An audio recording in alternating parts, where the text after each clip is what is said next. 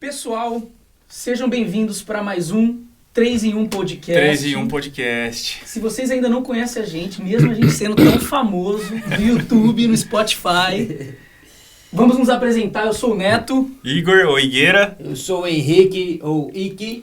E a gente está aqui com esse mestre, a gente vai apresentar logo menos. Mas, pessoal, para quem ainda não conhece a gente, 3 em 1, somos 3 amigos fascinados por histórias do agir de Deus na vida de homens comuns, mas que foram usados de forma sobrenatural por Deus. É isso. E o Paulo Adolfo é um grande cara que desde quando a gente teve a ideia de montar, a gente sempre quis trazer ele a gente tem um carinho enorme, um respeito. Aliás, hoje quem a gente está aqui é o Paulo Adolfo, né? Eu não fiz o textinho ainda, mas ele vai se apresentar. Mas já apresentando aqui por nós três, você é um cara muito querido por nós, tá? Desde a viagem missionária, quando a gente fez, a gente criou uma amizade muito bacana com você. Dá uma risada, hein? Dá uma risada.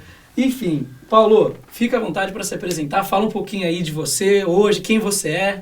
Tá. Por favor. Tá, ok. Antes eu queria agradecer bastante vocês três, Ike, Neto e Igor, pelo convite. Para mim é uma honra, é um prazer estar aqui com vocês. E, ao mesmo tempo, eu vejo como uma coisa muito positiva a gente resgatar uma coisa que nós estamos perdendo nas nossas igrejas, que é ver o agir de Deus em pessoas comuns, em pessoas simples, pecadoras, cheias de falhas, como eu, como qualquer um de vocês. Perfeito.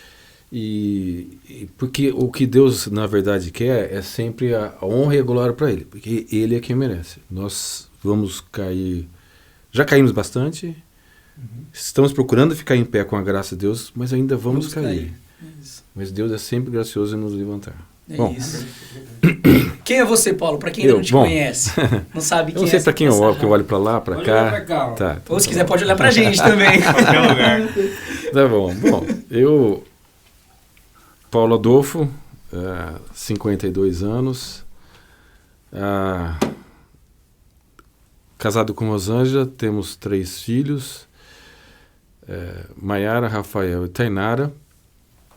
Quer mandar um beijo para eles aí? Fica à vontade. Abraço para vocês aí. Nós temos um grupo lá de WhatsApp que chama Turma do Barulho. Turma do Barulho aí, Turma do Barulho. Turma do Barulho, um abraço. Então, e eu, 52 anos, nasci num lar evangélico, fui criado pelos meus pais, frequentando a igreja, conhecendo a palavra de Deus. Por volta de 5 anos de idade, eu entendi que Jesus morreu na cruz por mim, eu sabia que eu era pecador e precisava da graça do Senhor.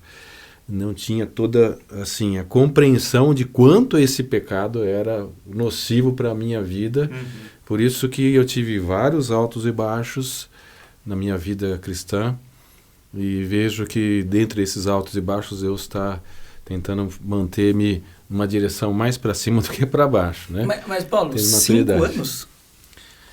5 anos de idade, eu lembro bem que a gente era participava da Igreja Batista Central e... Aqui em Campinas, então? Em Campinas. E a igreja se reunia num colégio batista. Tá.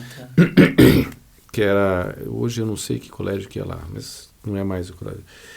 E a época onde foi... Eu lembro que é com 5 anos, porque a época onde eu ouvi a mensagem que me impactou só podia ser na idade de 5 anos, por volta de, acho que é 74, 73, 74, por aí. Bom, nasci e cresci no lar evangélico, fui ouvindo a palavra de Deus, tenho mais 4 irmãos e a gente foi crescendo ouvindo o evangelho.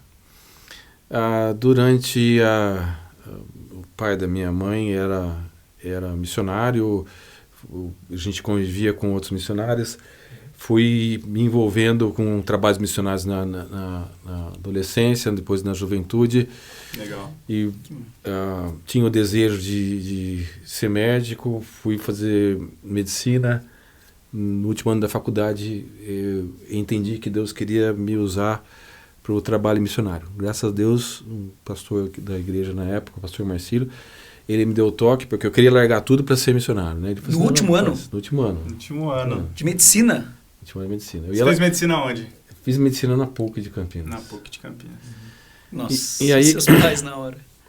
Meu pai. Minha mãe até apoiou, mas eu tinha uma conversa por cima e o pastor Marcílio falou assim, Paulo, não larga a medicina vai abrir muitas portas para você. E foi abriu inúmeras portas. Que legal. Inúmeras portas. Meu pai não gostou muito, mas acabou aceitando e apoiando, né? Fui fazer faculdade teológica,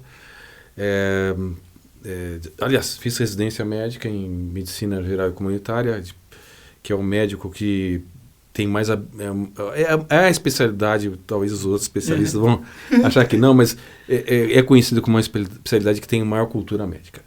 E eu fui atrás disso para poder ter a liberdade e a autonomia para ir para o meio do mato. Entendi. Então a escolha da sua residência já foi pensando... Foi totalmente direcionada para... Acho que antes de entrar nesse assunto, tem um negócio que eu sempre gosto de entender de forma clara. Você no último ano, você disse que no último ano você tomou uma decisão. Cara, quero ir para o campo missionário, tem um chamado para isso. Tenta me descrever com detalhe. Como que foi isso? Como que você foi racional? Não, isso que é interessante. Eu sou um cara matemático. É isso que eu ia falar, porque vindo de você, ainda mais, pegou umas pranchetas e falou assim, veja bem. Minha mãe falava que quando eu era pequeno, que eu fazia construção, aviãozinho de madeira, fazia carrinho de madeira. Quando tinha areia em casa, para reforma, eu fazia túnel para o carrinho passar. Esse moleque vai ser engenheiro. Meu pai queria que eu fosse médico, né? Então, e no final das contas, eu acho que eu tenho...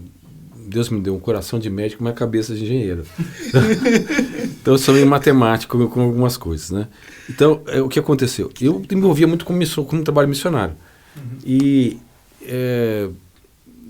gostava daquilo, eu queria estava fazendo medicina, queria morar no meio do mato, sabia? Já estava buscando alguns professores que me orientavam como fazer para eu trabalhar e como... em que área que eu tinha que concentrar. Então isso já veio desde a adolescência. Simplesmente acontecendo, né? Foi o processo acontecendo. Aí, no último ano da faculdade, tinha ia ter um congresso de jovens em Brasília, em 93, chamado Despertar 93.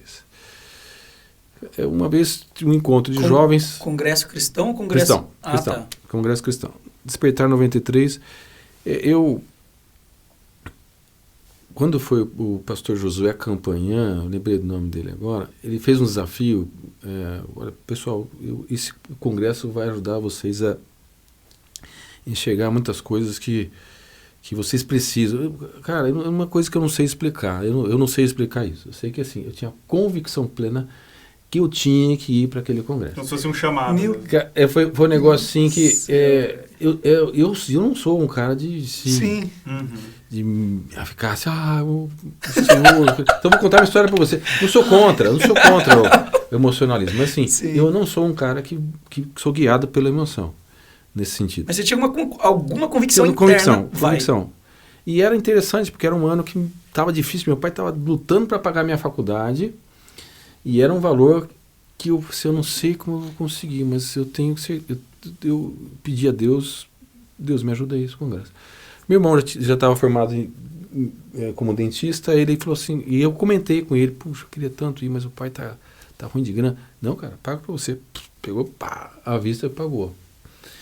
Falei, então é Deus mesmo abrindo a porta. Interessante que era um ano que a gente só tinha 2 semanas de férias, e as férias caíram exatamente naquilo. Isso foram vários meses antes. Aí você tinha que ir para aquele congresso. Aí o que aconteceu? Tudo conspirando para dar, né? Sim.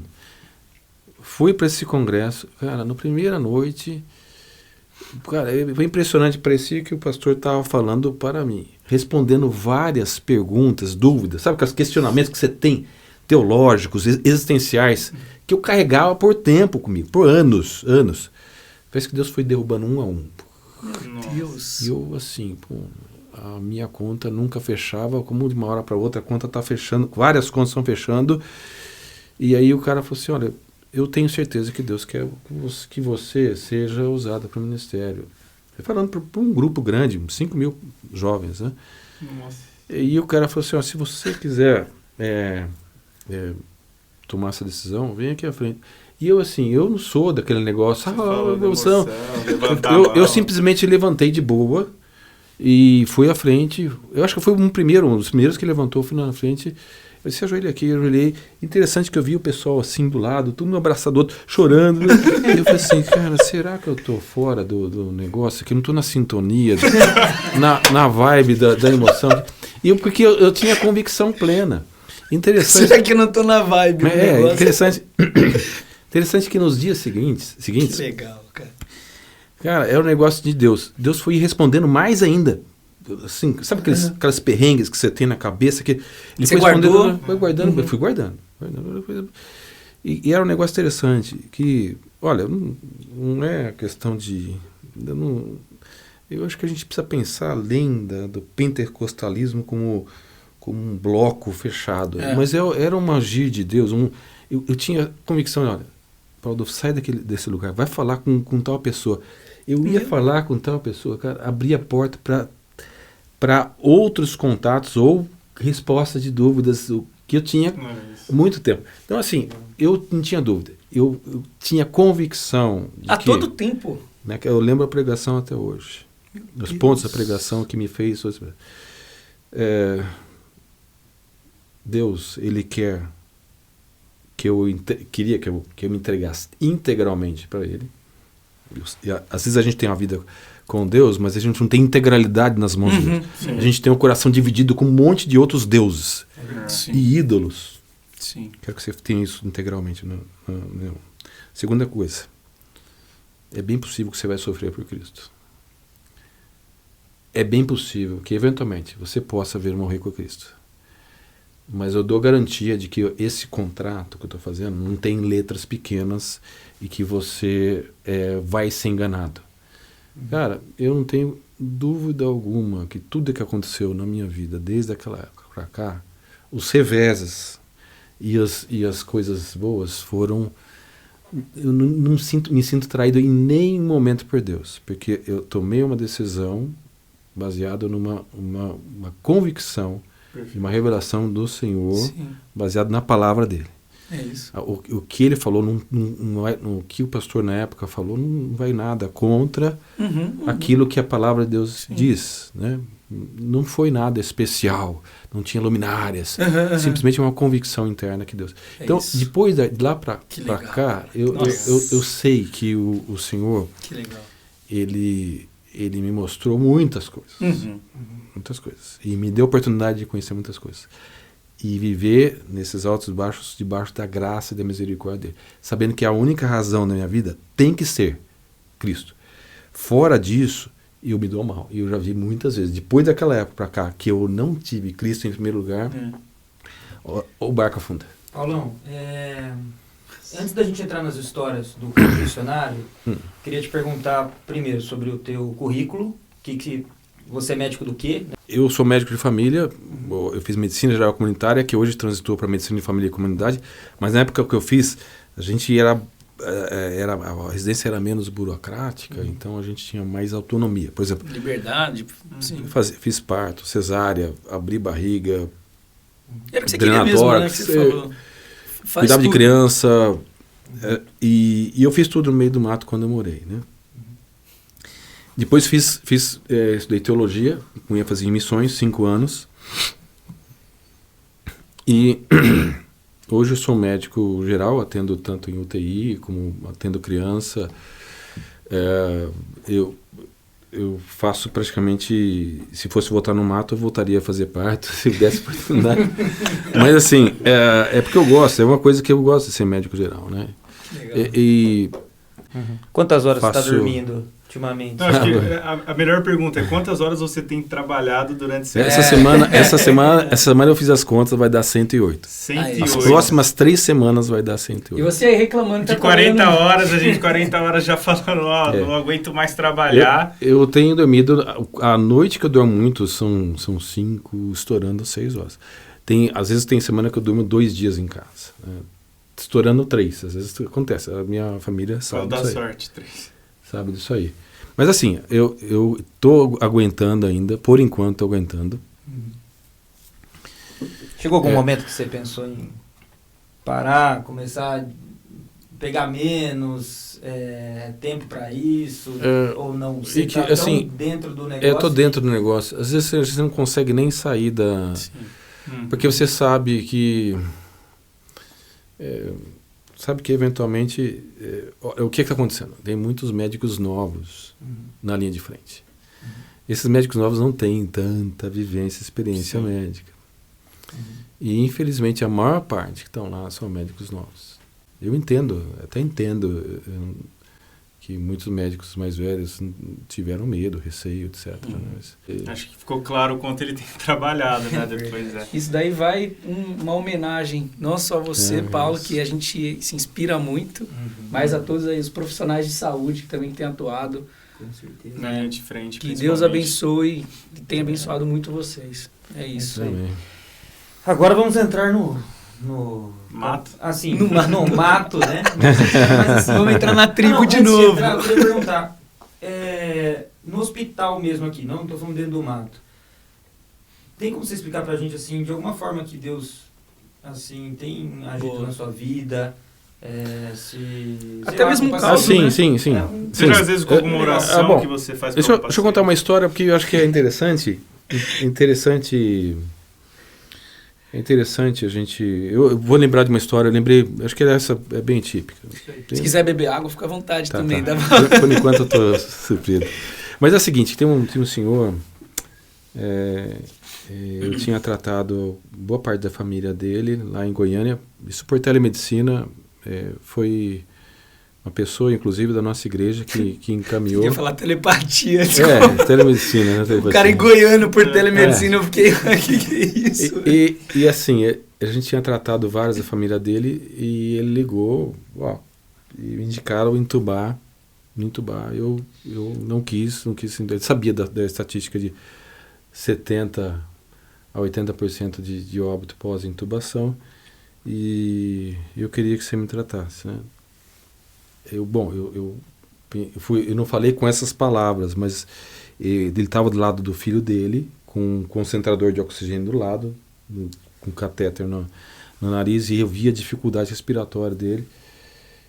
E falei, não com essas palavras, mas eu falei para ele, o senhor está praticamente, já que o senhor não quer ser entubado, pelo que o senhor está me contando, falou quais são os exames, o senhor já era, mas vamos tentar resgatar o senhor. E como a gente tem estudado desde o começo da pandemia e visto melhoria com as medicações que você tem conhecimento aqui, não vou citar nome de nenhuma medicação para não ter problema, mas ele foi melhorando com concentrador. Uma semana, lógico, foi um caso excepcional. Todos os casos são assim? Não são assim. Não são assim. A gente não consegue tirar 100%. Mas aquele é um caso que ele viu a ação de Deus através da medicação. Ele era um cara de fé. Ele confiou que Deus poderia o tirar da situação. Esse senhor, ele prometeu, é um tratamento caro que envolve vários medicamentos, né? Ele prometeu e cumpriu de, olha, eu vou oferecer dinheiro para esse tratamento que foi para mim, para mais 2 pessoas, porque eu vi que Deus agiu. Então, assim, é alguém que se desprendeu a dar para outras pessoas, porque ele viu a boa mão de Deus através da ação dos medicamentos também, mas da coragem que ele teve de poder, assim, não, Deus está acima de tudo e ele pode me tirar, né? Legal. Mas assim, a gente tem visto vários casos, a gente chega nas casas e fala assim, você é um anjo. Eu não sou anjo de coisa nenhuma, eu sou um pecador como qualquer outro. Isso que eu quero sempre ressaltar. Como qualquer outro pecador, tenho minhas flutuações na minha fé, assim, no sentido de, não que eu não creia em Deus, assim, por vezes a gente, é que nem Pedro, sabe? Pedro falou, Jesus está mandando sobre as águas, né? Aí os discípulos ficaram apavorados, peraí, quem é um fantasma? Não, sou eu. Se é o Senhor mesmo, me manda aí até o Senhor. E Pedro foi caminhando sobre os mares. Enquanto ele estava olhando para Jesus, cara, ele estava andando sobre as águas. Quando ele reparou na força dos ventos, da tempestade, ele começou a afundar. Então, quando a gente olha para Cristo, cara, a ação é outra. Né? Eu não sei se eu respondi a sua pergunta aí. Sim, Respondeu, com certeza. Agora, entrando na parte Do mato. do mato. Aventureiro, do Paulo Aventureiro. Aí você, no 4º ano de medicina, Deus já falou no seu coração, você falou assim, cara, vou... Último ano, Último ano. sexto ano. Último ano, Que desculpa. medicina é que eu- tá desculpa, acostumado com gente, fiz administração. Né? Medicina são 6. Daí você, no último ano, vou pra missão, daí o pastor Marcílio falou, cara, esquece, termina, depois, e aí você fez isso. E foi. Eu terminei, eu fiz residência, depois fui fazer teologia, continuei trabalhando na igreja e tal, que em 2003, início de 2003, fui fazer um curso de antropologia e linguística voltado para o trabalho missionário, né? Legal. E entrei na aldeia, se eu não me engano, em agosto de 2003, se eu não me engano agora. Mas como que você conheceu a aldeia? Já conhecia? Eu conheci já. o Kurt, né? O Kurt é o lendário Kurt. É. A lenda. É isso, pra quem ainda não ouviu falar dele, assiste 2 vídeos Inclusive, anteriores. inclusive o duro de matar, né? Na É. verdade. Nossa, fala. A melhor maneira de você não ser bullyingado é você fazer o auto-bullying, né? Então, eu posso até contar a história do Kurt se vocês quiserem aqui. Mas Vontade. O Davi Conheci- também contou, viu? Contou? Aquela Então história- tá. Não, mas eu Então- quero que você conte a A outra outra- parte, é. a tua parte, tá? Mas olha aí. eu posso contar também. Mas assim, o Kurt a gente se conheceu numa viagem para o Rio Abacaxi, nos Ribeirinhos e tal, e foi muito legal. A gente viu, a viagem missionária sempre você vê a ação de Deus Sim. mudando o coração das pessoas, No inclusive extremo. daqueles que vão. Com certeza. Por isso meu desafio aqui, se você tiver a oportunidade para uma viagem missionária com um grupo Cara, realmente nossa. que busca o temor a Deus e que quer glorificá-lo, vá, porque é uma experiência onde você volta transformado. Vocês foram e vocês experimentaram isso. Recomendamos também. Então, e aí nessa viagem do Abacaxi, eu conheci o Kurt, ele viu, pô, você precisa ir para a aldeia, conhecer e tal. E você tinha quantos anos? E a gente foi. Só pra me localizar. 2000 não, foi 2001 ou 2002 Ah, tá. que eu tive esse contato com o Kurt. Que 2001 ou 2002, eu não lembro agora. Acho que tinha 33. 33. Aí eu fui conhecer a aldeia, a gente foi conhecer e tal, a gente gostou.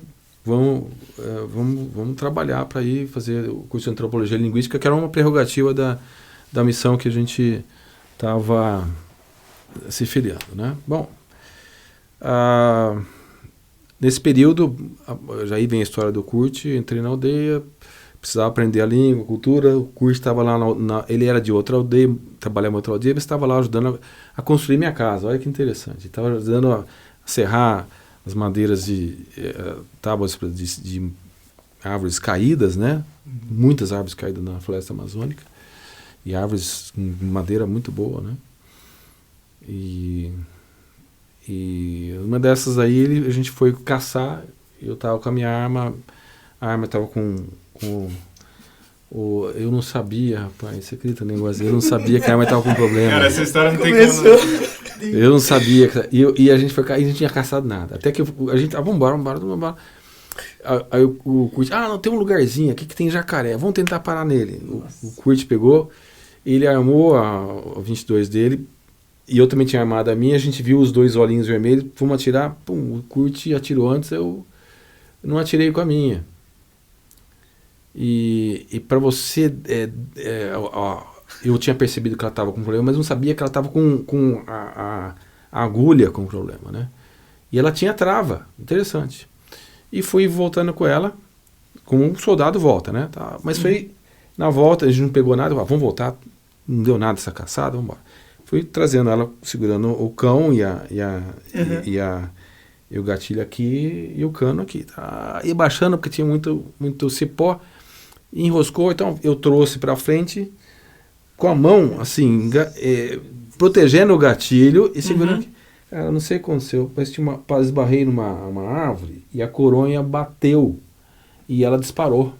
Meu Deus do céu. E quem estava na minha frente, uns 5 metros à frente, o Kurt. Falou, ai, vou morrer. Rapaz, você não acredita no que Primeira coisa que eu aconteceu. ia falar E isso. na hora na sua cabeça, por exemplo, quando deu o tiro, fez o barulho, Putz, na hora seu coração já começou a disparar. Disparar ali. Aí o Kurt ali na frente. e a gente estava a 20 Deus. minutos da aldeia Ai, de Jesus. barco. E o Kurt, quando eu fui ver, vi que a região atingiu a região do sacro, que é uma região...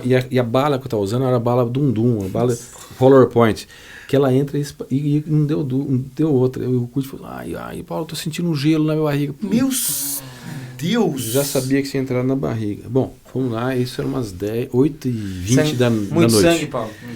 Cara, saía, mas não saía muito, não. Não saía muito.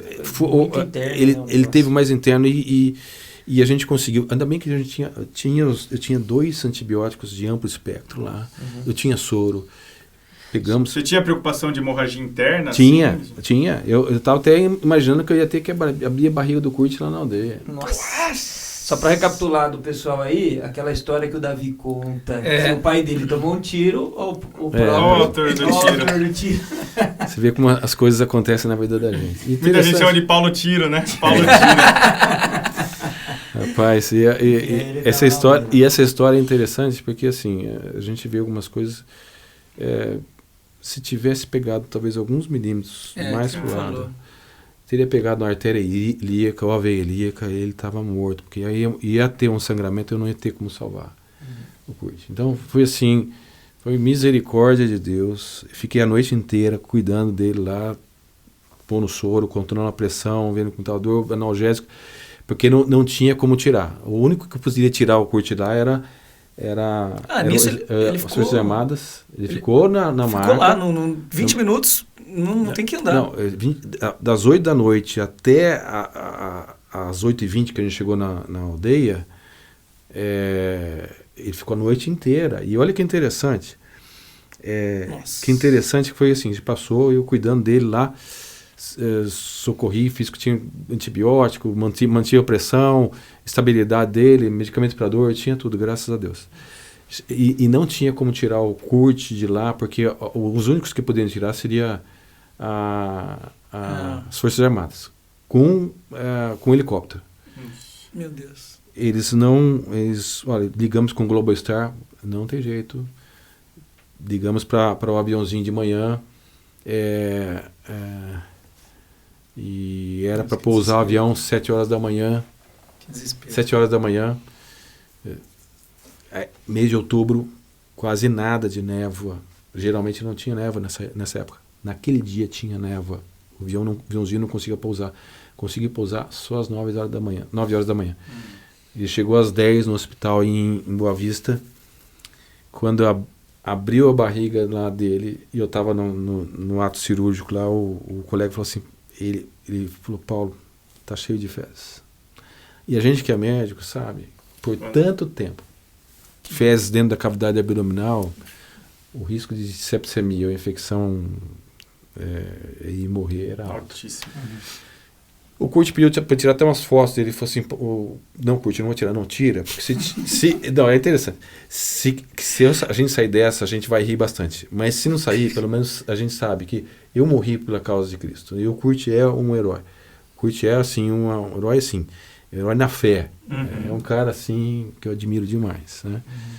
E se o Kurt ver isso aí, Kurt, abraçar pra você. Ô, Paulo, tem uma dúvida, você até falou o Kurt e Lenda, né, a gente brincando, vocês estavam com índios lá, né? Sim, isso. Por exemplo, quando você deu um tiro, que pro Kurt, pra eles também era uma pessoa muito especial. Muito especial. Como foi isso? Pra eles não acharam que na hora você tentou matar o Kurt? Exatamente, boa pergunta. Boa pergunta.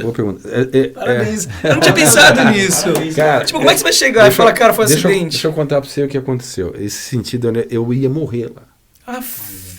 Porque o Yanomami tem o costume, se mata alguém que tem-se como familiar, você tem que vingar.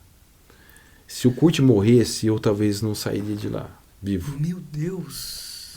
Porque o Kurt era muito querido na aldeia. Então, assim, foi graça de Deus. Boa pergunta.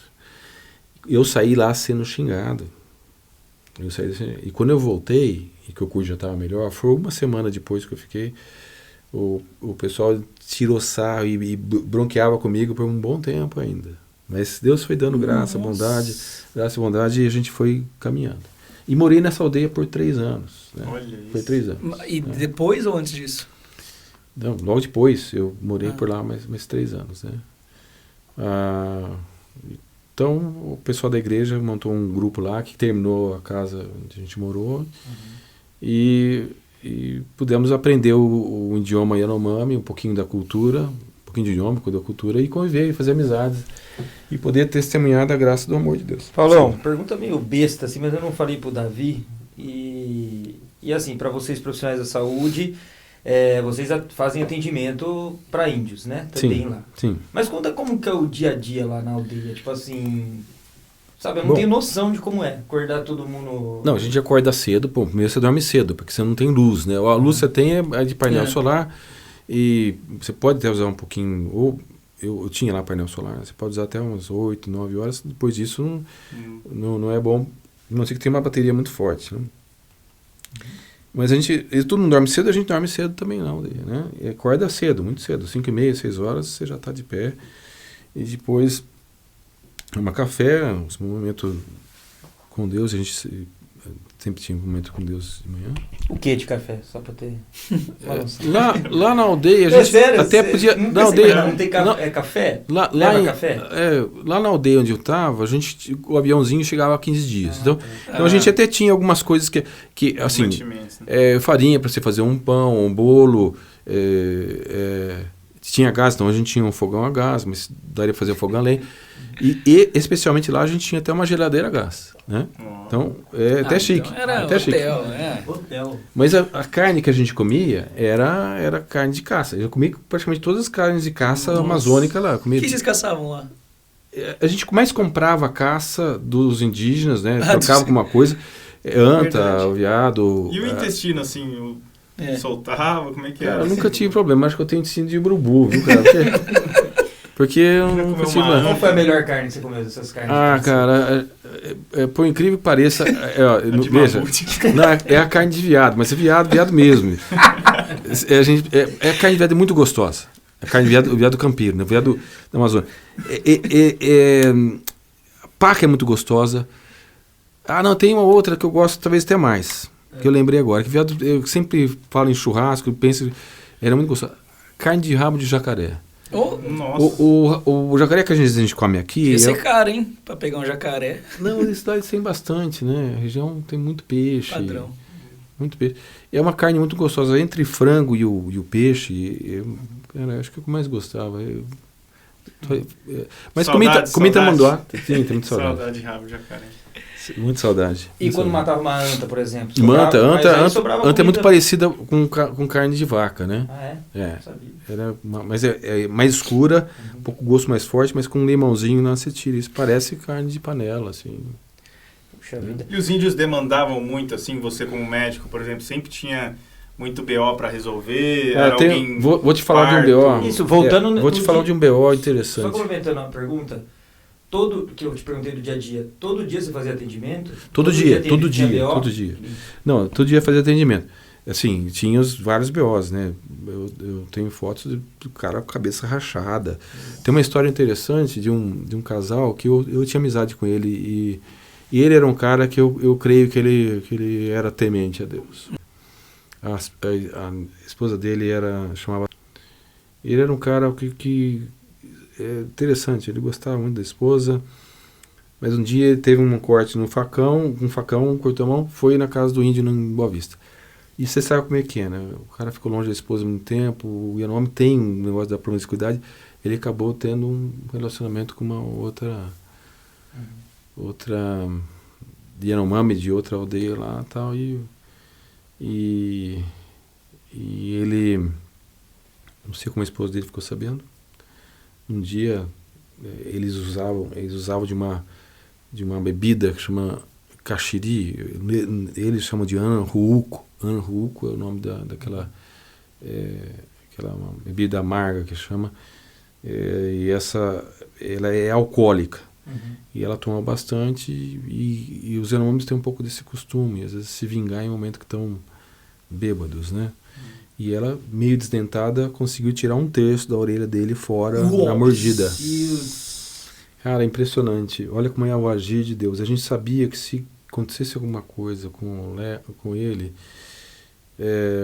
ele teria que ser vingado da esposa. Eles tinham uma família muito bonita. Cara, isso é muito forte lá, né? Muito. A vingança é um negócio... Eles matam um ao outro. Cara, tem muitas histórias para contar.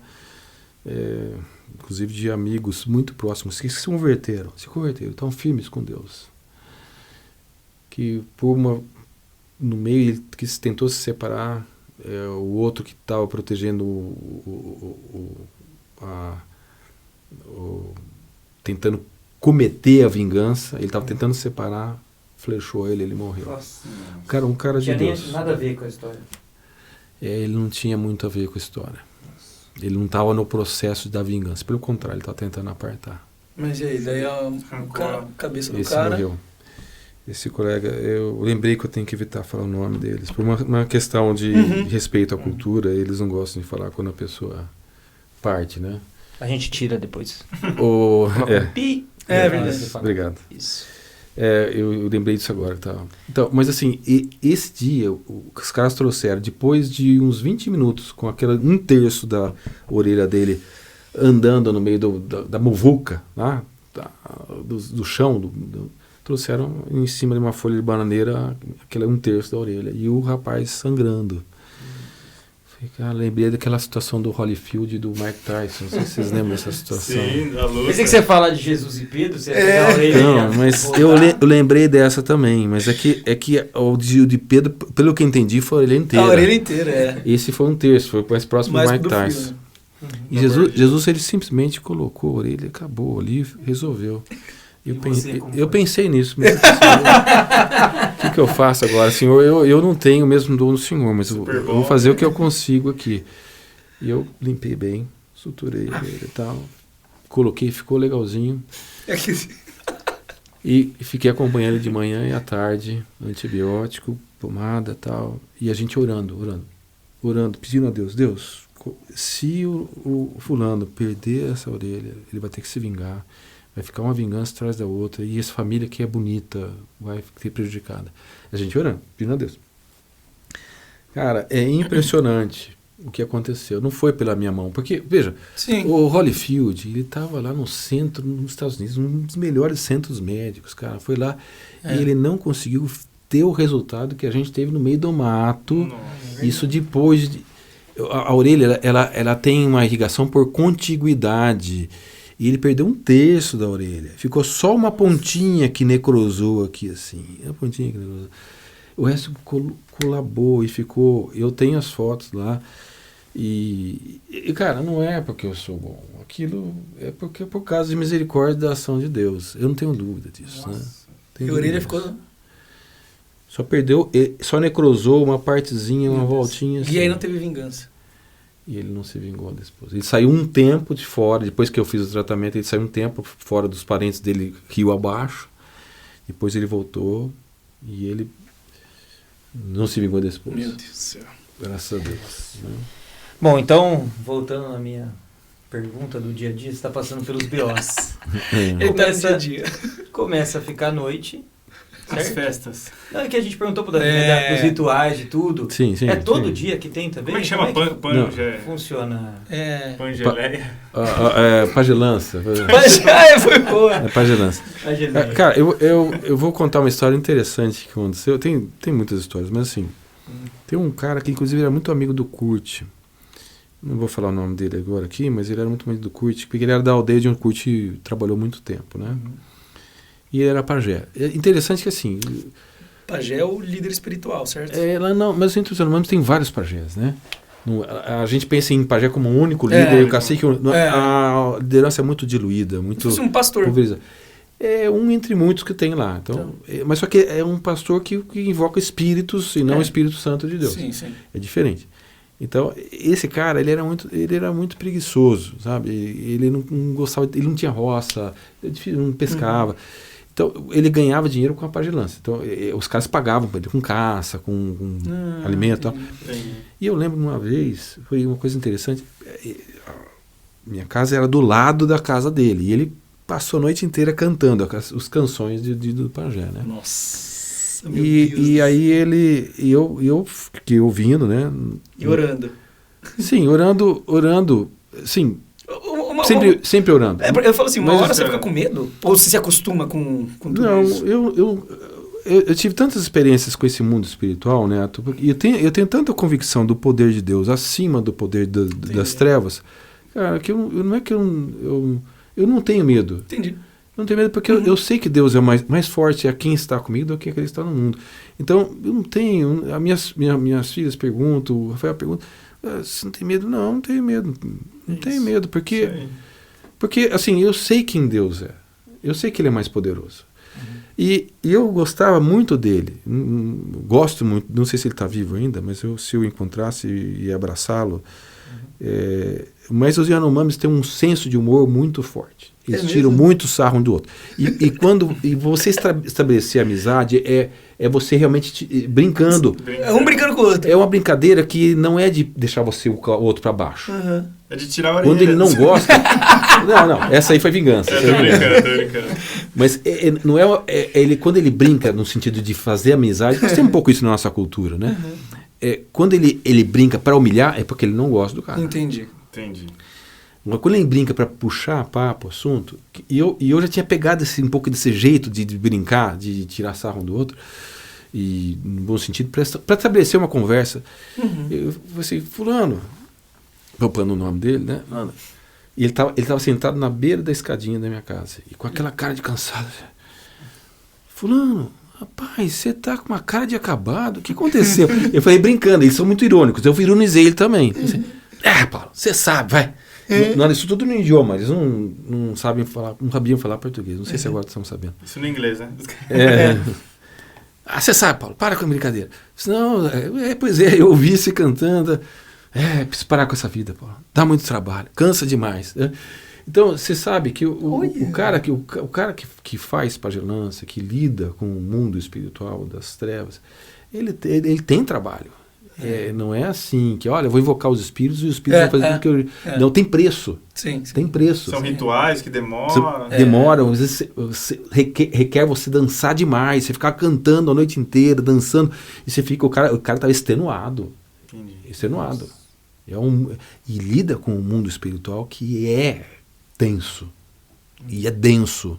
Já que a gente entrou nesse assunto, eu sei que lá na tribo Yanomami, tanto o Kurt da vizinha já falou, e você também, sei que tem muitas histórias. Sim. Você tem alguma nesse... Tem várias.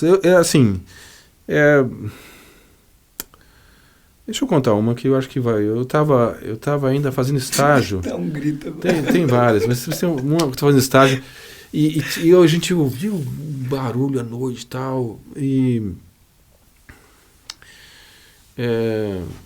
os Yanomamis daquela aldeia, eles de manhã cedinho, eles estavam todos empelotados na beira da porta da casa do André, que é um missionário amigo nosso, muito amigo, André Marques e Tamara, são muito queridos, né? E eu sabia pouco sobre Yanomami e perguntei, André, por que eles estão, Tamara, por que eles estão aqui empelotados na porta de vocês? Eu já conversei com eles, Paulo, eles foram atormentados por uma leva de espíritos, uns Rekrabek lá que eles chamam, né? Que estavam os atormentando durante a noite inteira. E eles estavam cansados disso, vieram à beira da nossa casa, porque eles percebem que tem uma certa proteção por aqui. Nossa. Isso tem inúmeras outras histórias do cara estar apavorado. Eu vou te contar uma outra que me veio na mente agora. Um rapazinho, ele não gostava de mim. Ele acho que tinha ciúme, porque o filho dele, de 1 ano e pouco, 1 ano e 9, 10 meses, muito esperto o menino, ele gostava de brincar comigo. Então eu pegava ele, brincava com ele, e os Yanomamis não tem essa relação de carinho, amor. É uma relação muito de funcionalidade. O menino de 1 ano e 9 meses, 10 meses, ele já é um caçador.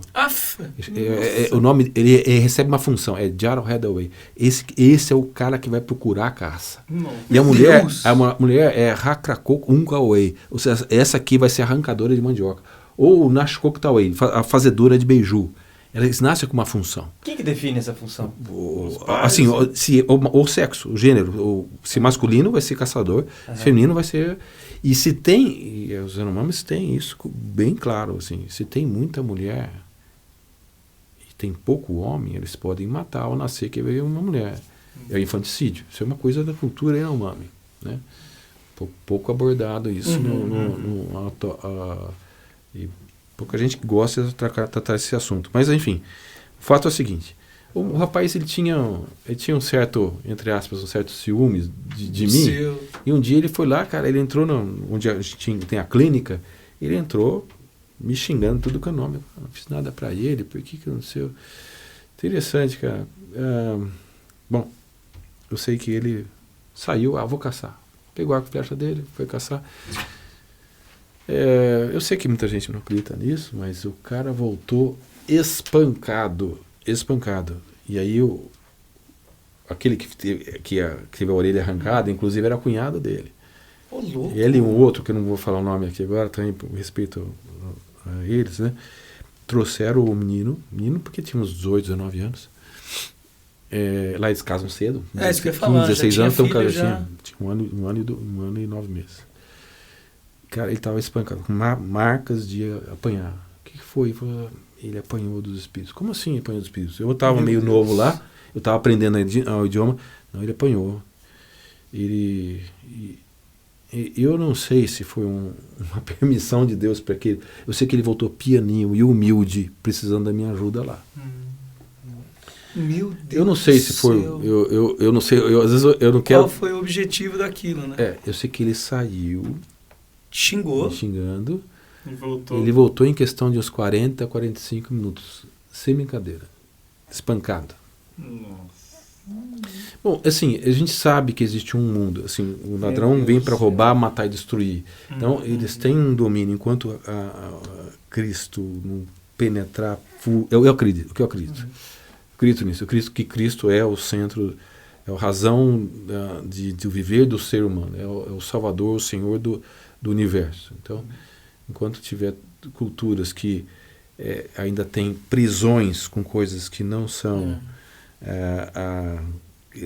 pela libertação que Cristo dá, vai ter essa opressão da vingança, da agressão, da morte e da dominação, medo. Claro. Eles têm medo dos espíritos. É um negócio impressionante. E, Paulo, me tira uma dúvida. O Davizinho comentou de um que eles viam que era grande e peludo. Sim. E eu pergunto, você que tem bastante barba branca. Barba branca, exatamente. Como é que os índios olhavam para você, as criancinhas? Naquela época eu tinha pouca barba branca, mas eles chamam de Kawik Chien. Kawik é pelo. Kawik é pelo. Chien é branco. Eles tinham, e de repente eu pegava uma criança no colo, eu estava brincando, de repente ela pegava e... Ai, o que você está fazendo? Por que você está fazendo isso? Você fala, não, tem que arrancar o Kawik Chien. Porque eu não podia aparecer com esse espírito. Um dia, um desses caras, estava chovendo, esse cara falou, olha, o espírito está ali, você não está vendo? Tava lá, meu Deus. Tá ali. Eu falei assim, não estou vendo. Como assim você não está vendo? Aí eu perguntei pro outro rapazinho, você não está vendo? Não sei de nada, E o cara estava apavorado, de medo vendo. Nossa. Então, assim, é o mundo real. A gente que lida, a gente que vive... nós somos materialistas de uma forma geral, então nós acreditamos naquilo que é material. E entregamos para uma dimensão onde a gente não gosta nem de pensar, nós ocidentais. O mundo espiritual. Mas só que o mundo espiritual é real. E o Senhor, Jesus, ele é Senhor sobre o mundo material e o mundo espiritual. Nós sabemos várias histórias de libertação de pessoas a partir de simples ordens de Cristo, né? Eu já tive experiência com isso, inclusive. No hospital, inclusive.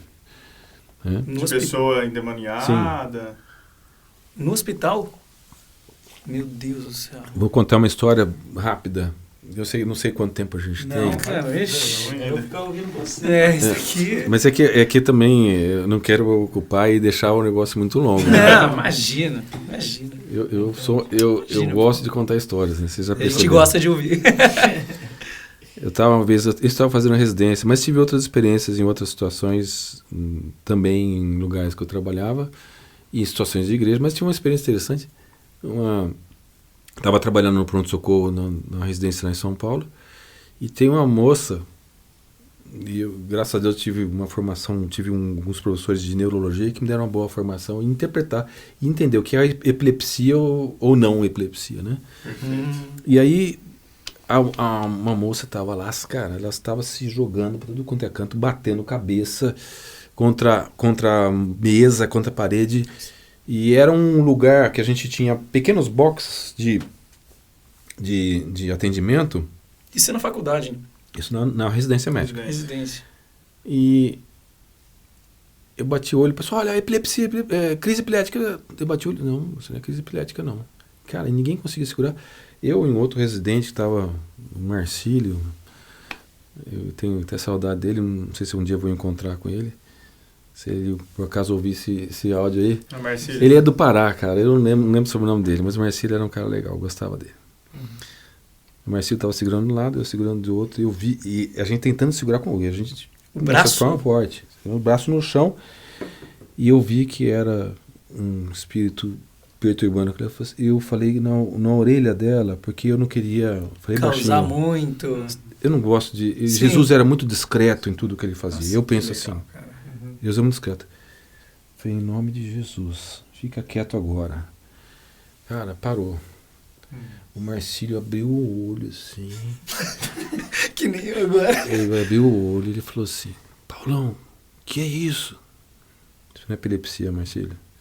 E aí a gente levou a moça para um lugar onde o pessoal depois cuidou e eu tinha que continuar atendendo os outros pacientes. Então, de uma certa forma, eu não sei qual foi o destino daquela senhora. Porque eu tinha uma agenda que eu tinha que cumprir no pronto-socorro. E era a correria toda. Não, isso é uma pergunta que eu queria fazer. Assim, você deve ter muitos colegas médicos que nem acreditam em nada sobrenatural, ou não. Tem pessoas que não acreditam. Com certeza. E isso aqui são várias experiências, né, de coisas sobrenaturais que aconteceram, né? Um exemplo dessa moça, né? Por exemplo, você acha que, tipo... Ou assim, você já falou pra eles dessas histórias, assim, ou se eles preferem nem ouvir? Não, a boa parte dos médicos, bom, não digo todos, mas à medida que eu tenho oportunidade que a pessoa abre sobre o assunto, a gente fala. O meio médico ele é um pouco reservado em relação a isso, né? Porque o médico se atém muito à parte orgânica, biológica, psicossocial. Alguns médicos abordam, os psiquiatras têm mais abordagem, mas tem crescido aos pouquinhos sobre a espiritualidade e a medicina. Você fala. Tem crescido. E espero que abra mais. Né? Ô Paulo, eu tô pensando aqui. Acho que esses 3 anos que você passou lá na aldeia deve ter sido assim, absurdamente marcante. Foi. E eu fiz essa pergunta pro Davizinho, e eu quero trazer para você. Hoje, você, com a idade que você tem, o seu trabalho, o que você carrega? Cara, eu carrego muita coisa, mas assim, dessa época... O que você hoje fala assim, cara... Obrigado, Deus, por isso, porque até hoje Assim, eu vim de um lar simples, de pessoas simples. Meus pais, eles nasceram em situação que era uma roça onde eles moravam, né? Então a gente tem muita ligação com pessoas simples. E também os parentes que moravam no sítio e tal. Mas a gente no meio, na cidade, a gente é muito sofisticado, a gente é muito dependente de coisas materiais. E eu acho muito burocrático até. E eu acho que uma das coisas que marcou bastante e viu é a simplicidade da vida que o indígena tem. Ele tem pouca ligação com os meios materiais, né? Para ele, bem material, assim, eles gostam de coisas, mas assim, dizer que aquilo é o centro da vida deles, não. Então, eles precisam de caça, plantação, mandioca, a pesca, tudo, mas eu acho que nós somos muito mais apegados. E vou dar um exemplo de uma coisa interessante que aconteceu. A primeira vez que eu fui viajar para uma aldeia distante, estava 16 quilômetros em linha reta de GPS. Só que na Amazônia tem as curvas de níveis do rio horizontais e tem as verticais. Então, assim, você pode pôr não sei quanto %, mas a gente demorava... A caminhada mais rápida que eu fiz, acho que foi em 3 horas. Eu fiz em 4 horas a primeira vez que eu levei uma mala, uma mochila com todo o material médico, remédio e um monte de coisa que não precisava. Eu fui aprender isso depois. Levar um monte de coisa. A primeira hora era 11 quilos. A segunda hora, tenho certeza que era 22. Mas na quarta hora, era 44. Não é possível que ele não tenha multiplicado o peso. Porque você chegava tão cansado. O calor amazônico. E olha que eu tinha 30 e poucos anos. Eu tinha um preparo físico. Pesava 73 quilos. Hoje eu tenho 93. Estava no auge. Eu estava no pico de preparo físico. E eu fui vendo viagem, eu carregando, que viagem sofrida. Eu tinha que ir, uma época eu tinha que ir uma vez por mês para aquela aldeia. Aí um dia eu vi um dos guias nossos, que era um amigo meu também. Desculpa, eu falei o nome dele, não ia estar falando. Corta lá depois, por favor. Não pode falar porque... Não, é bom não falar. Não, porque ele questão de morreu? cultura. Não, eu não sei. Então, por isso que eu não sei. Ah, tá, entendi. Eu não sei se morreu ou não. E eu estou faz um tempo sem contato com eles.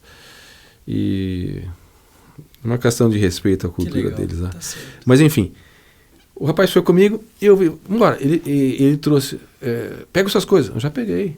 Era uma trouxinha desse tamanho, de uma redinha com a corda dele, algodão plantado no mato, um arco e 3 flechas. Só. Nossa. E ele passava 2 ou 3 dias. E falei assim, caraca, ele tá levando tudo, só isso, e eu tô levando esse monte de coisa. E eu fui e voltei novamente e falei assim, sabe uma coisa? Eu vou começar a diminuir esse negócio aqui. E eu comecei a diminuir minha mala. Não, a última vez que eu levei 3,5 kg. Vai lá.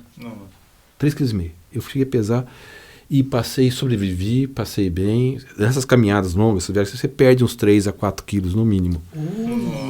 Você desidrata bastante, né? É igual caminhada pesada. Tem muito militar que eu sei que não aguentaria o que a gente fazia lá. Não, é pesado, cara. É no meio da floresta amazônica.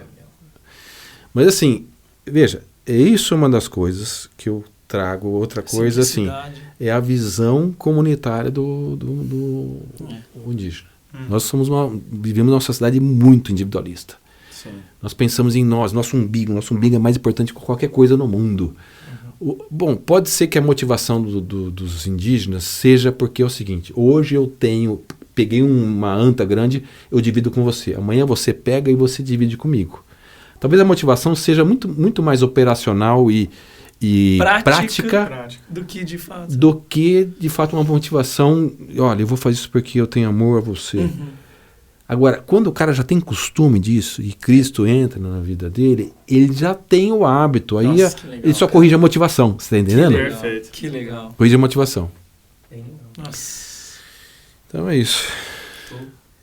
Cara, Paulo, acho que assim, no fim das contas a gente sempre quer... A gente traz essas pessoas exatamente porque são inspiração pra gente. E se você puder dar um recado aí pra galera que tá assistindo, pra galera nova, enfim, alguma mensagem que você queira passar de toda a história que Deus fez com você, de ter essa trajetória, o que você daria? Olha, Neto, você sabe que eu até tinha marcado mais histórias aqui. Eu vou respeitar você. Tem umas histórias interessantes. Eu só quero falar uma coisa interessante antes de fechar, dar um recado pra galera aí. Cortar e jogar. Eu só quero dar um recado, um negócio interessante, que eu acho que é muito interessante que vocês estão fazendo aqui, é que histórias, elas atraem a atenção de qualquer pessoa. E se as histórias são verdadeiras, elas não são um conto de carochinha, e nem armações com interesses de ganhar alguma coisa ou outra, como as histórias da palavra de Deus, por exemplo, ou da ação de Deus na vida de pessoas, são histórias que devem ser contadas. Sim. Então, entre os Yanomamis, entre os indígenas que eu trabalhei, depois eu trabalhei um tempo com mais de 30 etnias no Mato Grosso. A gente trabalhou num seminário para indígenas. Deus teve a misericórdia, a graça de dar a gente a visão de, olha, vamos transformar esse currículo aqui, de literalista para um currículo mais voltado para a oralidade. Depois a gente vai transitando, vamos a partir do ambiente onde ele está, que é de tradição oral, contando histórias da palavra de Deus. Contamos várias histórias, desde do Antigo ao Novo. Eles, depois de um ano, o pessoal que já estava há 3 anos estudando no Instituto Bíblico lá, Falou assim, mas como é que esses caras sabem... Os caras estão se formando. Como é que esses caras do primeiro ano sabem mais a Bíblia do que a gente? Metodologia. Metodologia, porque é da cultura deles. Nossa, e as histórias têm verdades bíblicas. As narrativas bíblicas têm teologia pura. Teologia são as respostas de Deus às perguntas dos homens. As teologias, elas respondem... A palavra de Deus responde às perguntas que todas as culturas, em todas as épocas da história humana, elas fizeram. Então, a gente foi tratando com isso, eles começaram a enxergar e serem transformados pela graça e a bondade de Deus. Por quê? Porque as histórias da palavra de Deus, as histórias da ação de Deus, e a Bíblia é uma história da ação de Deus na vida dos homens, pecadores, falhos, como nós. Então,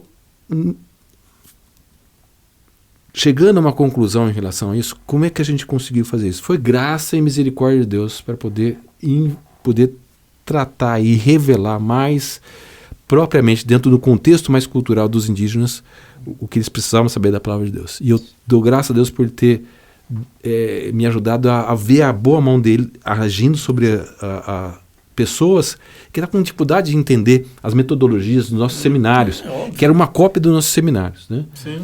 Aí Deus foi agindo e transformando, e a gente vê a ação de Deus na vida desses irmãos indígenas. Mas, enfim, a resposta à sua pergunta, Neto, eu acho que tem a ver com isso. Sim. Eu acho que no mundo a gente tem tantas distrações com redes sociais, com desejos de ambições que as redes sociais nos levam. Veja, eu não estou achando não estou dizendo que a rede social é demônio, mas estamos usando a rede social aqui para transmitir.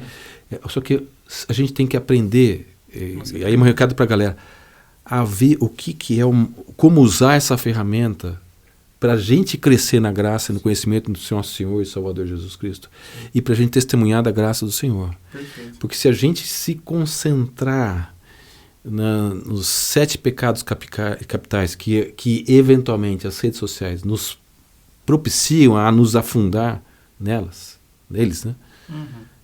Nós vamos estar deixando o nosso Deus verdadeiro e seguindo outros senhores que querem que a gente se desvie do foco. E aí qual é o resultado? É a história de Pedro. Vai afundar no mar da Galileia. Tira o foco, né? Tira o foco. Concentra no Senhor. Busca Deus em primeiro lugar. Antes cresçam na graça e no conhecimento do nosso Senhor e Salvador Jesus Cristo, que é quem pode nos fazer crescer. Veja. Paulão, com rede social você não tem problema, né? Porque você trabalha quantas horas por semana? É verdade. Desculpa, não entendi a pergunta. É verdade. Que hora você tem para mexer na rede social? Porque você trabalha... Cara, eu uso praticamente a comunicação. Enquanto ele tá dormindo. WhatsApp. Então você não tem esse problema. Eu tenho o Facebook, mas eu quase não entro, cara. E quando eu entro, às vezes eu coloco uma coisa, o pessoal sai brigando comigo. Então, eu assim, sabe uma coisa? Eu vou... E o Instagram eu tenho porque eu tenho que dar uma olhadinha nas minhas filhas que elas estão aprontando lá. Turma, como é que chama lá o grupo seu de WhatsApp? Turma do Barulho. Olha lá, Turma do Barulho. Mas assim, concentrem no Senhor, busquem o Senhor em primeiro lugar. A questão de foco, de distrações, vejam, as distrações são maiores. Jesus falou assim, busquem a Deus em primeiro lugar. Buscar-me-eis e me achareis quando buscareis todo o vosso coração. E em Mateus 6,33 fala que Deus vai acrescentar tudo o que você precisa. Sabe? A gente não precisa de muita coisa, a gente precisa de Deus. Deus, Ele é o nosso Senhor. Né? Agora eu quero ouvir mais uma história que você tem para contar, né, meu? Isso é verdade. Deixa eu contar uma história, só para fechar então. Última história. Essa história foi interessante. É do seminário que a gente estava. A gente já estava mudando o currículo, né? E a gente trabalhando com a questão das histórias, né? Estava em processo de transição, a gente foi convidado para ir no Xingu. E cara, assim, eu procurei me diversificar minhas atuações em diversas. Eu acabei fazendo, quando estava em Mato Grosso, fiz um curso de agroecologia, a gente plantava... Velho, o cara é um MacGyver. Não consigo entender. Que absurdo, eu aprendi a fazer manutenção em geladeira a gás, cara. Você acredita uma coisa dessa? Fazia mexer com hidráulica, elétrica e tudo. Painel elétrico, esse negócio na época agora de energia fotovoltaica, eu tinha na aldeia.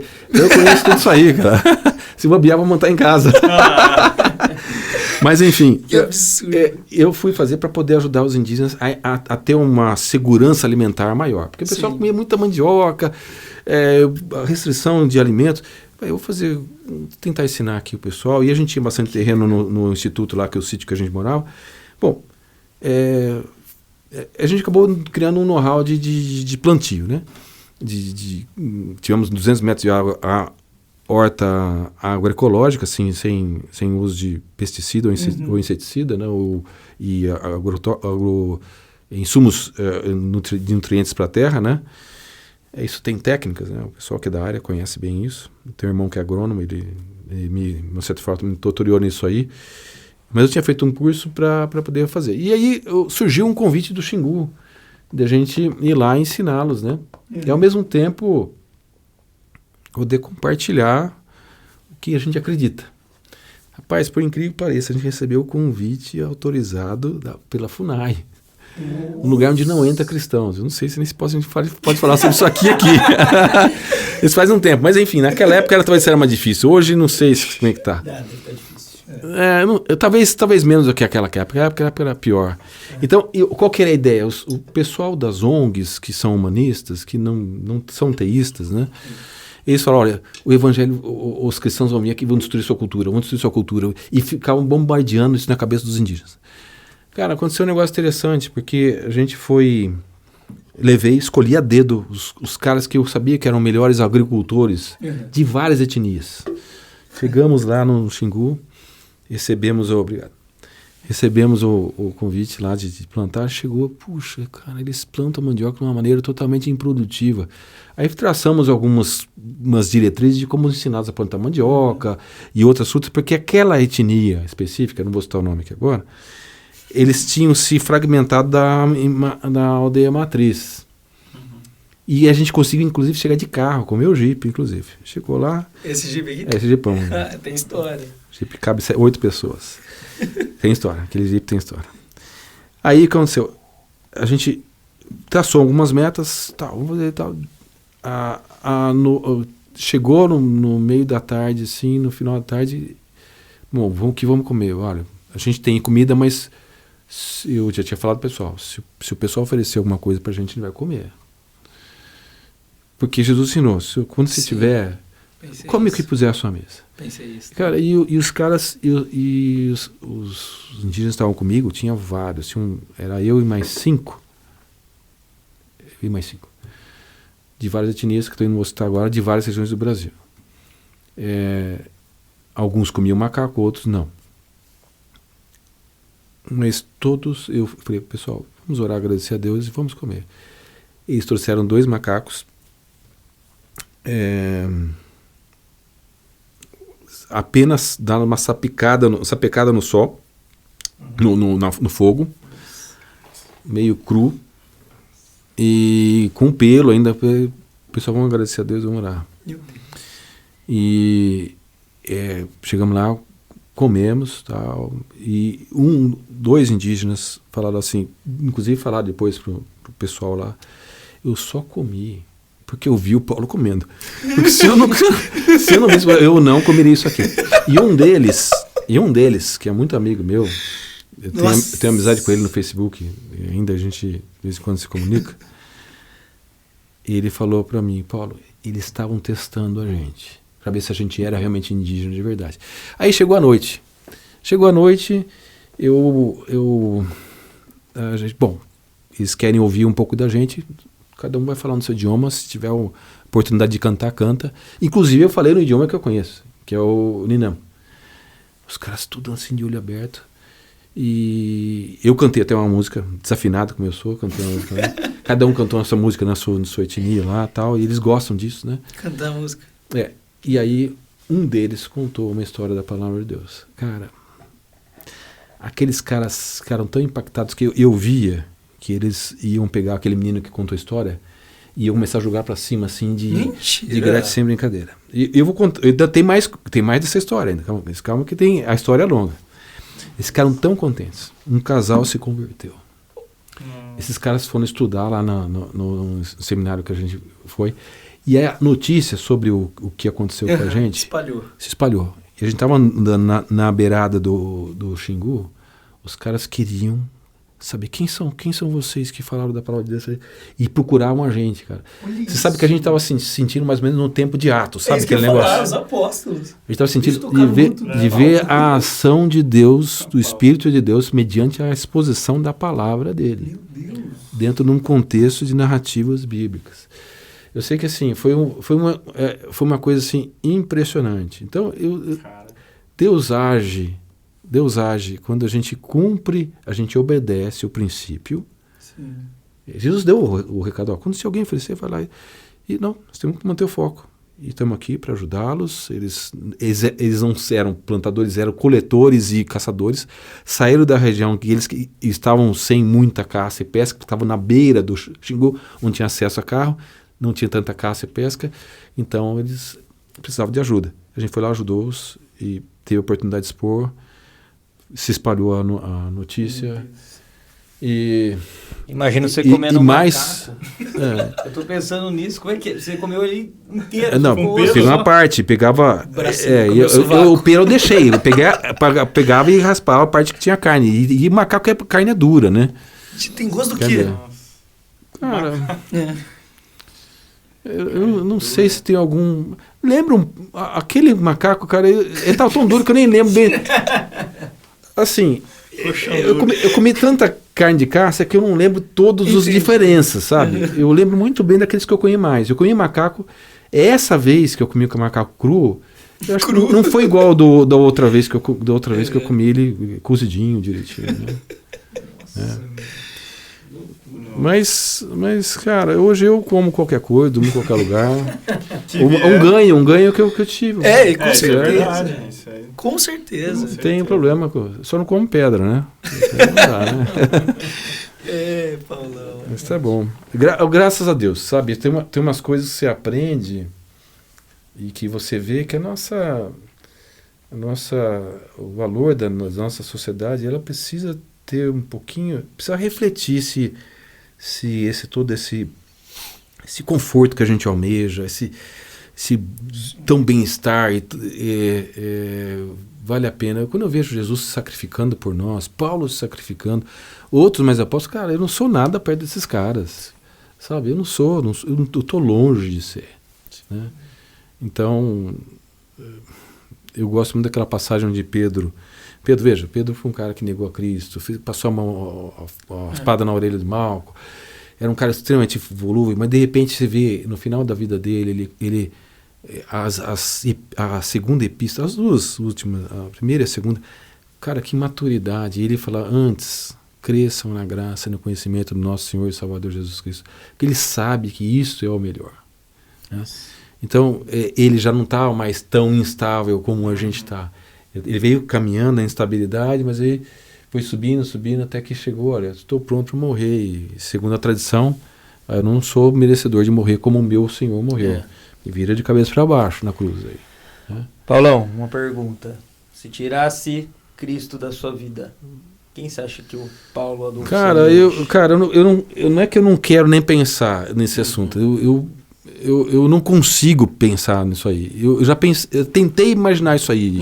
Mas não chega em... Cara, eu sei que eu não sou nada, porque o dia que eu entendi que eu precisava de Cristo para ter solução, desde os 5 anos de idade, e depois que eu entendi que que propósito Cristo queria dar para minha vida, cara, eu me vejo sem rumo total. Talvez seja sem rumo total. Eu não sei onde ia dar. Sabe, o negócio totalmente perdido. Sabe aquelas bombas que ficam sem rumo? Eu acho que eu ia ser assim.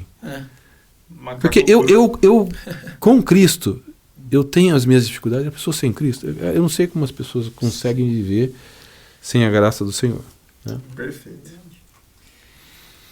Netinho. Cara, não, muito, muito bonito, Paulo, de verdade. Isso é muito inspirador. Espero que esteja sendo para vocês também, como está sendo para a gente. Uma das partes finais também, não sei, vamos lá, se tem mais alguma história. Não, tem muito, mas assim, cara, por favor, eu não quero, esse é o tempo. Pode ser muito, muito longo e eventualmente ficar ruim para vocês. Não, imagina, Paulo, imagina. Mas assim, eu acho que basicamente... Tem uma última aí, não tem? Tem uma cartinha na manga. Conta então, Conta Paulo. essa. Porque esse daqui, ó, todo mundo gosta. Quanto mais tempo tiver, Qual? qualquer história aí que você tiver. Tira uma dúvida. Não, diga. O Davizinho falou também que tinha um gnominho lá. Ah, essa é boa! Essa Não é um boa. só, não é um só. Você tá mandando Na bem. verdade, é um conjunto de gnomos. 7 anões. Né? É Ushiteri.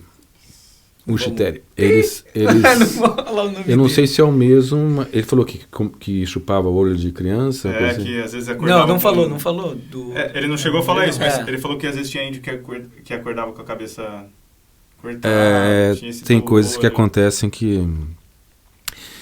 E esse amigo que eu falei pra você que levou só a rede, ele contou essa história desses Ushiteri, né? Que é o povo preto. Eles são pequenos, com a pele tez bem escura. Eles vinham em bandos e o pessoal tinha muito medo deles. Que eles matavam crianças. Segundo eles sugavam. É mais ou menos isso, sugavam a vida da criança pelo olho, né? Então é um negócio triste. Mas você me fez, eles vivem oprimidos por esse medo, né? Então, assim, quando a gente tem a dimensão de quem é Deus, maior aquele que está em mim do que aquele que está no mundo, cara, você não precisa ter medo. Você chegou a conhecer um Yanomami antes e depois da conversão? Conheci, opa. E é o que você falou, Esse eu não posso citar porque ele morreu o nome. Inclusive, ele foi estudar no Instituto Bíblico que a gente teve lá. E eu pude recordar o idioma e a gente ensinou. E ele estava super animado. Esse, infelizmente, ele foi flechado. Ah, foi ele que foi separar. Pra tentar separar uma briga, flecharam ele. Aqui, ó, Paulão, pra terminar essa história aqui, ó. Ah, tá. Essa é uma história mesmo? Não, essa aqui que eu contei foi, na verdade, a mudança do currículo, que eu acho que citei já. Ah, sim. Eu citei já. É que vocês não estão vendo a letra de médico. É que assim, eu ia pegar a prancheta, porque eventualmente eu me perco, às vezes, contando as histórias. Tá prescrição médica para todo mundo aqui já. Mas assim, eu acho que Deus usou o tempo que eu tive lá entre os Yanomamis para entender um pouquinho da mente do indígena, para depois poder usar a gente num instituto teológico para indígena, onde os irmãos e amigos estavam tentando ensinar a palavra de Deus dentro de um sistema que é nosso, da nossa cultura, Exato. que é literalista. Então o fato de eu ter vivido na aldeia e ter entendido um pouquinho sobre a cabeça do indígena, que eles gostam, História. eles dependem da tradição oral, gostam de histórias. Legal. A gente, com a graça de Deus, juntando técnicas de narrativas bíblicas com técnicas de poder fazer a pessoa entender, número 1, quem é Deus. Né? O primeiro ano a gente concentrava nas histórias narrativas do início ao fim do começo ao fim da palavra de Deus. O segundo ano a gente tentava solucionar as crises que as culturas têm, que eles tinham.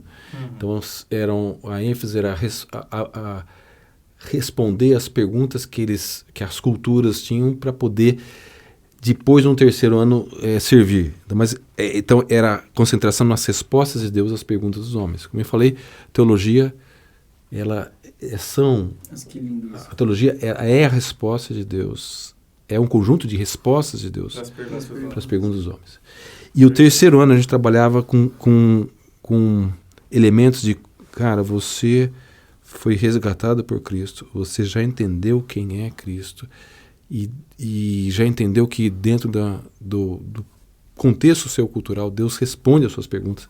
Agora você tem que ser habilitado para servir.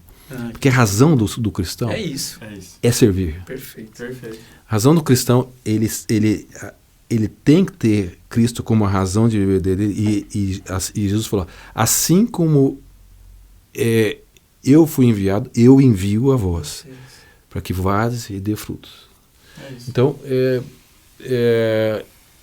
participar dessa reconstrução de currículo e ver a ação de Deus na vida dos que se converteram. E esse rapaz que eu falei para você, que levou a flechada, ele se converteu lá. Ele foi lá porque ele tinha ouvido que estava tendo... a gente estava trabalhando com esse sistema. Ele foi lá e ouviu, se converteu, a esposa dele se converteu. E...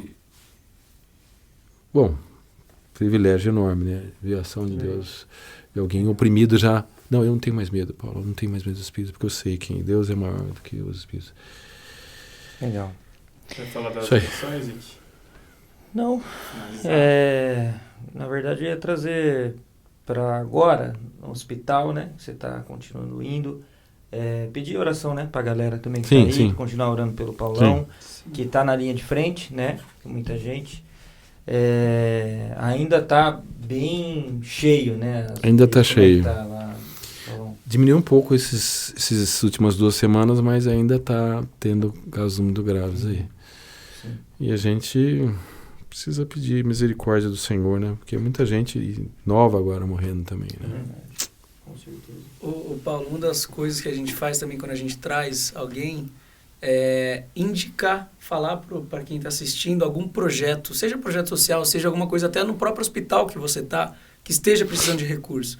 Então, nosso objetivo também é para quem foi comovido, né, com a história, ou quer ajudar de alguma forma, seja financeira, ou seja através de oração. Se você tem alguma indicação de algum projeto, de alguma coisa até no seu trabalho, que você saiba que eles estão pedindo doação, ou até mesmo da igreja, algum projeto missionário, que você acha que faz sentido divulgar.